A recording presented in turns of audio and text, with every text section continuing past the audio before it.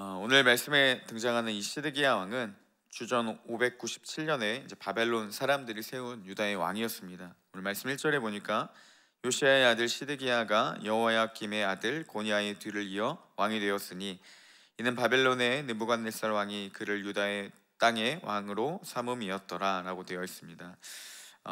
이 전해였던 98년 598년 주전 598년 12월에 이 여호야김이 의문의 죽음을 당하게 되고 이어서 고니야, 그러니까 여호야긴 왕도 3개월 만에 이제 바벨론에 항복하게 된 후 이제 바벨론으로 포로 생활, 이제 인질로 끌려가게 됩니다. 그리고 이 바벨론 왕인 느부갓네살 왕이 세운 왕이 이 시드기야 왕, 오늘 말씀에 나오는 시드기야 왕입니다. 이처럼 시드기야 왕은 바벨론 사람들에 의해 세워진 왕이지만 그는 바벨론보다는 이제 이집트를 더 마음에 품고 있었던 왕이었습니다. 그래서 시드기야 왕이 10년 되던 해에 바벨론에 다시 쿠데타가 일어났다라는 소문을 듣고 이제 가나안 지역에 그 소문을 퍼지게 되자 이제 시드기야는 이때를 기회로 삼아서 이제 바벨론에게 반역을 하고 또 이집트를 섬기기로 이렇게 결정을 하게 됩니다. 이집트 왕이 이제 바벨론으로부터 자신을 지켜줄 거라 이런 기대감이 있었던 것 같습니다. 바벨론의 느부갓네살 왕은 이 10년 전처럼 곧장 이 쿠데타를 진입합니다. 그리고 이 유다 땅을 향해서 이제 가나안 원정을 나서게 되죠. 시드기야는 이집트가 자신을 지켜줄 거라 이런 믿음을 가지고 있었지만 그의 기대와 달리 이집트는 아무런 행동도 취하지 않았고 결국 이 시드기야는 바벨론군에 포위된 채 이 예루살렘의 성에 갇히게 됩니다. 이런 상황 가운데서 이제 오늘 말씀이 진행이 됩니다. 하나님은 예레미야 선지자를 통해서 계속해서 말씀하셨습니다. 너희가 바벨론을 섬겨라 이렇게 말씀을 하셨지만 시드기야는 역시 바벨론이 아닌 이 이집트를 따르게 됐던 것이죠. 여느 이스라엘 백성들처럼 이 하나님의 말씀을 잘 듣지 않았던 그 상황들을 보여주고 있습니다. 그래서 2절 말씀에도 보니까 그와 그의 신하와 그의 땅 백성이 여호와께서 선지자 예레미야에게 하신 말씀을 듣지 아니하니라라고 되어 있습니다. 시드기야와 그의 신하들 그리고 이 이스라엘의 모든 백성들은 예레미야를 통해 선포된 하나님의 말씀을 듣지 않았다 이렇게 평가를 하고 있습니다. 이스라엘이 살 수 있는 유일한 길은 하나님의 말씀을 따르는 것 뿐이었습니다. 그럼에도 이스라엘과 시드기야 왕은 마지막까지 하나님의 말씀을 듣지 않았던 그 모습을 볼 수가 있죠. 백석대학교 송병헌 교수님은 이 부분을 주석책에서 이렇게 기록하셨습니다.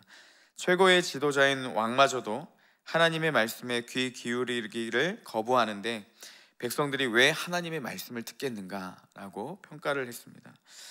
오늘 말씀을 묵상하면서 계속 이 표현이 귀에 맴돌았습니다. 마음에 왕이 하나님의 말씀을 거부하는데 어떻게 백성들이 하나님의 말씀을 듣겠는가, 이 표현이요 계속해서 떠오르더라고요.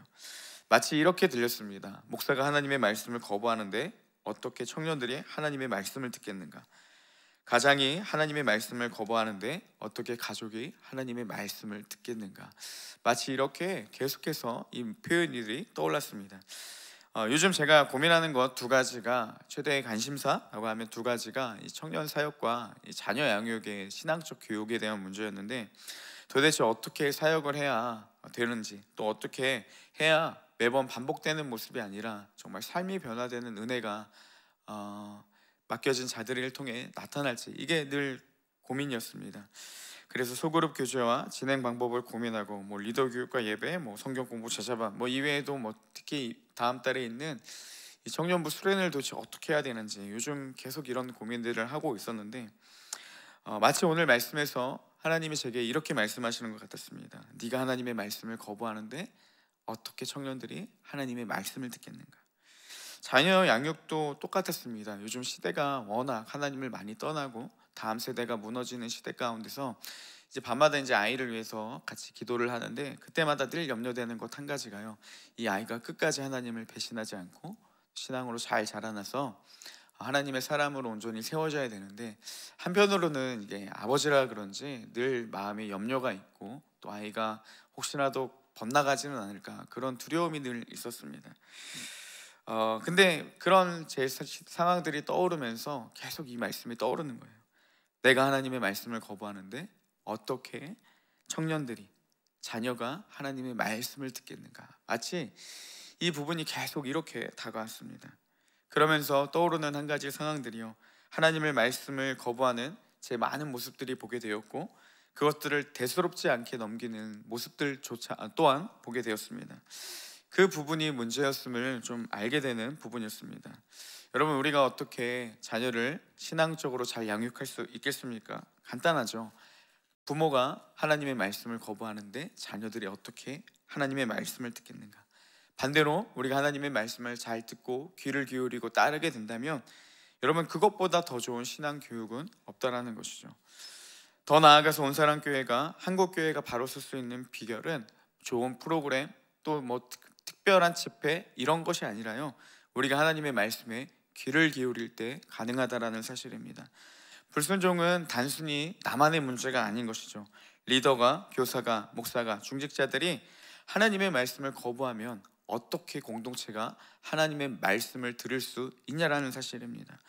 우리의 불순종과 우리가 안일하게 생각하는 하나님의 말씀을 가볍게 대하는 그 모습들을 통해서 가정과 교회와 공동체와 여러 가지 상황 가운데 악한 영향력을 은연중에 주고 있다는 사실들을 늘 기억해야 한다는 사실입니다. 부흥은 어떤 특별한 집회와 특별한 상황 가운데서 이루어지는 것이 아니라 한 사람 한 사람들이 하나님의 말씀에 귀를 기울이고 순종할 때, 그럴 때 이 하나님의 부흥과 말씀의 능력이 나타나기 시작한다는 사실입니다. 계속해서 오늘 본문을 보면 이 불순종하는 시드기야는요, 예레미야 선지자에게 이제 기도 요청을 하기 위해서 사람들을 보냅니다. 3절에 기록되어 있죠. 아마도 시드기야는 이 예루살렘을 포위했던 바벨론군이 떠나는 것들을 보면서 하나님께 바벨론 포로 생활이 뭐 취소하게 해달라, 뭐 아니면 그 더 나은 어떠한 그 은혜들을 꿈꾸며 기대하며 이 예레미야에게 사람들을 보냈던 것으로 보입니다.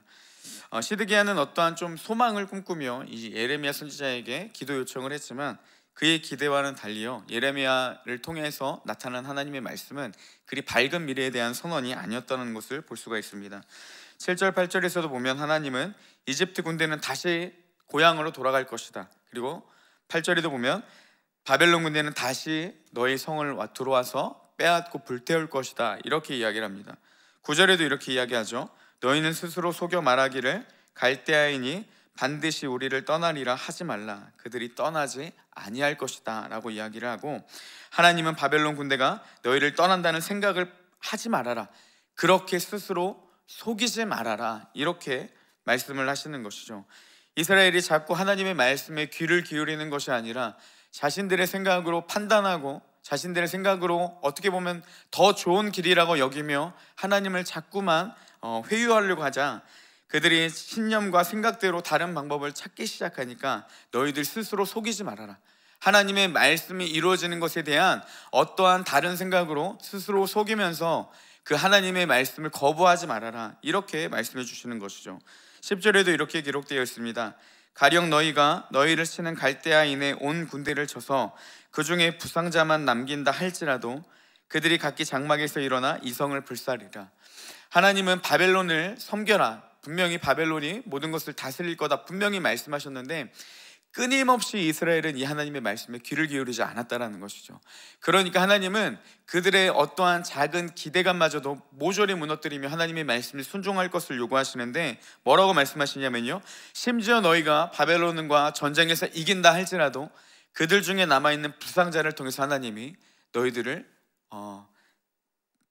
성을 빼앗을 것이다, 불사를 것이다, 이렇게 이야기합니다. 그러니까 작은 기대감마저도 하지 말고 내 말씀이 반드시 이루어질 것들을 너희는 기억하라, 하나님이 이스라엘을 통해 이렇게 말씀해주고 계신 것이죠. 잠시 바벨론이 이스라엘을 포위했던 그 상에서, 예루살렘을 포위했던 그 성에서 떠난 것을 보며 어떠한 다른 꿈을 꾸며 하나님의 말씀이 이루어지기보다는 자신이 더 나은 방법이 있지 않을까 하나님께, 그래서 예레미야에게 기도 요청을 했던 시드기야였지만 하나님은 너희들이 그런 생각조차도 다 버리고 그냥 말씀에 집중하고 나아갈 것, 반드시 하나님의 말씀이 이루어진다라는 더 큰 확신의 말씀만을 남겨준 채 끝난다는 사실입니다. 시드기야는 더 나은 삶을 위해 하나님을 찾았지만 하나님의 뜻은 시드기야와 전혀 달랐음을 볼 수 있습니다. 바벨론 군대가 떠나가는 것을 보면서 바벨론으로부터 벗어나기를 원하는 마음으로 예레미야에게 기도 요청을 했지만요, 하나님의 뜻은 결코 변하지 않았습니다. 오히려 바벨론을 따르라는 하나님의 뜻만이 더 확고하게 세워지는 것이 오늘 본문에 잘 나타나 있습니다. 시드기야가 아무리 자신의 생각이 하나님과 달라도 순종하는 것이 마땅한 반응입니다. 이스라엘은 하나님의 백성이기 때문에 당연히 왕 되신 하나님의 말씀에 귀를 기울이는 것이 백성인 자들의 마땅한 반응이라는 사실입니다. 그렇지만 시드기야는요, 하나님의 말씀에 바벨론을 따르라는 말들보다는 이집트에 더 귀를 기울이고 또 마음을 두었던 사람입니다. 그리고 바벨론의 포로 생활보다는 하나님의 말씀에 이루어지는 것보다는 더 나은 것이 있다라고 여겼고 그것이 이루어지기를 기대했다라는 사실입니다. 그렇게 하나님의 뜻보다 자신의 생각을 계속해서 위에 두며 나아갔던 모습을 볼 수가 있습니다.